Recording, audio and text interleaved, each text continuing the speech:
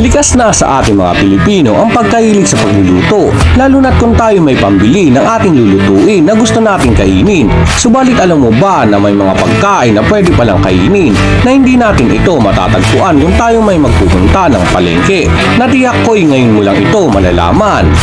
Na sa videong ito ay yan ang ating tatalakayin ngayon. Kaya't bago tayo magsimula, ay nais ko po sana mag-subscribe po kayo sa aming channel, i-like ang video ito at pindutin na rin ang notification bell.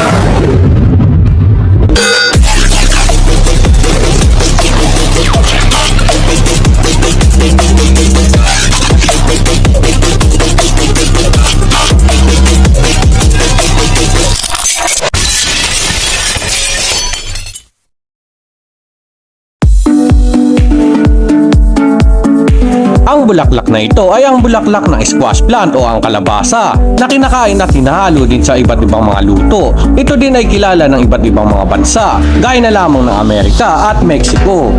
Nakaraniwang ginagamit sa mga recipe tulad ng mga sopas, salad, pasta at iba pa mga luto. Sa bansang Mexico nga, ito ay ginagamit sa paggawa ng quesadillas.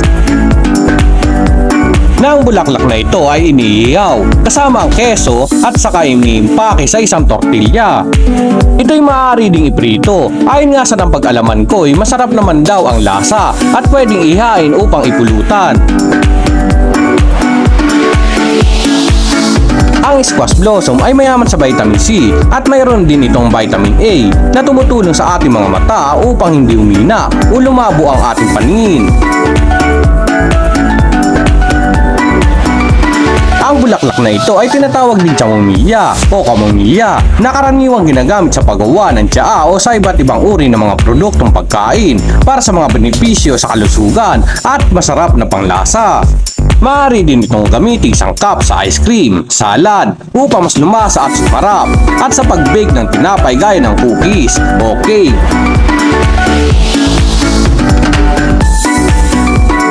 Ito'y mayaman sa anti-inflammatory na nakatulong sa pagbawas ng pamamaga sa ating katawan. Antioxidant content o terpenoids at flavonoids na tumutulong sa ating laban sa free radical sa katawan. Nakakapagpakalma at ginhawa na maaaring makatulong sa pagtanggal ng stress. Improve sleep. Ito rin ay nakapagbibigay ng maayos na pagpapahinga at pagtulog sa atin. Digestive health na nakatulong sa problema natin sa digestive system katulad ng pagdudumi at pagbabalat ng tiyan. Menstrual relief na nakatulong sa mga sintomas ng menstruation tulad ng menstrual cramps at discomfort. At ang skin health na maganda sa balat dahil sa kanilang mga inflammatory at soothing na katangian.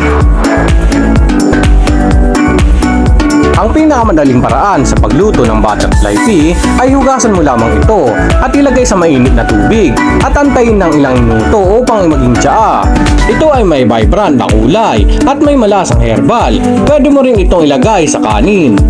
Na habang niluluto mo ang bigas, gaya sa normal na pagluluto, ay maaari mong ilagay ang butterfly pea sa loob ng kaldero. Ang resulta nito ay magkukulay asul o lilang ang kanin na may malasang herbal. Ayon nga sa iba, ito'y masarap naman daw at maaari din itong gamitin sangkap sa mga ice cream upang magkaroon ng kaaya-ayang kulay at mas malasang panlasa. Ang mga benefits nito ay may mataas itong antioxidants na nakatulong sa paglaban sa mga free radicals sa katawan at mapanatiling malusog ang mga selula. Nakakatulong din ito upang makontrol ang ating blood sugar. Ayon sa mga mananaliksik, ito ay maaaring makontrol ang ating blood sugar levels na kapakipakinabang sa mga taong may diabetes. Maaari din itong makatulong sa ating balat upang mapanatili ang malambot at kagandahan nito. Maaari din itong gamitin sa pagbabawas ng iyong timbang, lalo na't kung sasabayan mo pa ito ng ehersisyo. At ang mga antioxidant na matatagpuan sa bulaklak na ito ay nakakatulong sa pagpapalakas ng immune system sa ating katawan laban sa ibang mga infection o sakit. Mayroong iba't ibang paraan upang maisama ang sangkap ng rosas sa pagluluto, katulad na lamang ng rose petal jam. Ilagay ang mga bulaklak sa kawali at lagyan ng asukal at tubig. Pakuluin ito hanggang sa maluto, hanggang sa ang katas ay maging malapot. na maaari itong ipalaman sa tinapay, mga kakanin o kahit pa sa mga paghahanda ng mga dessert. Rose-infused honey. Maaari mong gamitin ang mga bulaklak neto upang i-infuse ang honey. Ilagay ang mga rosa sa bote ng honey at hayaan itong mag-infuse sa loob ng ilang araw. Ito ay nagbibigay ng malasang rose flavor at kaaya-ayang amoy sa mga tsaa, pancake at kahit pa sa mga dessert. At maaari mo din itong gamiting decoration sa mga ice cream at gawing sangkap sa paggawa ng ice cream upang magkaroon ito ng kaaya-ayang panlasa at amoy ng rosas. Ang mga benefits na makukuha sa rosas ay katulad lamang din sa butterfly pea dahil ito'y mayaman din sa antioxidant. Subalit ang rosas ay nakatulong sa mga kababaihan kung sila ay mayroong dalaw na nababawasan neto ang pananakit ng kanilang tiyan. Ang katuray ay kilala rin sa tawag na sisbanya. Ang bulaklak ng katuray ay naiba ito sa mga naunang bulaklak na ating tinalakay. Sapagkat hindi lang sa salad ito maaaring ihalo, kundi pwede rin ito sa lutong gata, nakasama ang mga gulay para sa karagdagang panlasa. Maaari din itong gawing sinabuan o sinigang dahil sa may lasa itong medyo mapait at maasim. Maaari din itong gamitin sa pag-aadobo at gawing atsara. Ang katuray ay mayaman sa vitamin A, C at E, pati na rin sa mga mineral katulad ng iron at calcium na mahalaga para sa ating kalusugan.